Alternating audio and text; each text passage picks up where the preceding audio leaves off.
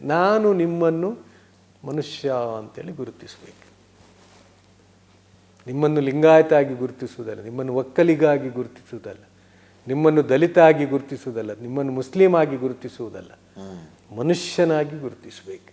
ಇವ ನನ್ನಂಥ ಒಬ್ಬ ಮನುಷ್ಯ, ನನ್ನಂತೆ ಹಸಿವಿದೆ, ಇವನಿಗೆ ಬಾಯಾರಿಕೆ ಇದೆ, ಇವನಿಗೆ ಬೇಡಿಕೆಗಳುಂಟು, ಇವನಿಗೆ ಅದನ್ನು ನಾನು ಅರ್ಥ ಮಾಡಿಕೊಳ್ಬೇಕು. ಮನುಷ್ಯ ಇದು ಸಾಧ್ಯವಾ? ಈ ದಿನಗಳ ಬರಬಹುದಾ? ಪ್ರಯತ್ನ ಪಟ್ಟರೆ ಯಾಕೆ ಸಾಧ್ಯ ಇಲ್ಲ ಸರ್? ಮನ ಪರಿವರ್ತನೆ ಸಾಧ್ಯತೆಗಳುಂಟು, ಮನ ಪರಿವರ್ತನೆಯ ಸಾಧ್ಯತೆಗಳುಂಟು.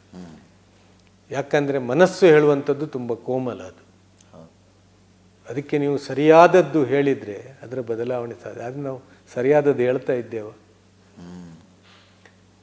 ದೊಡ್ಡ ಪಾತ್ರ ಇರುವಂಥದ್ದು ಸರಕಾರದ್ದು ಮತ್ತು ಮಾಧ್ಯಮದ್ದು.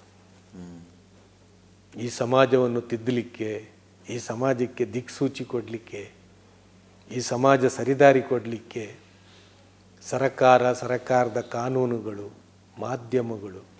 ಈಗ ಈ ಮಾತು ತಲುಪಿಸುವುದು ಹೇಗೆ? ನೀವು ಹೊರಗಡೆ ನಿಮ್ಮ ಮಾಧ್ಯಮದ ಮೂಲಕ ನೀವು ತಲುಪಿಸ್ತೀರಿ.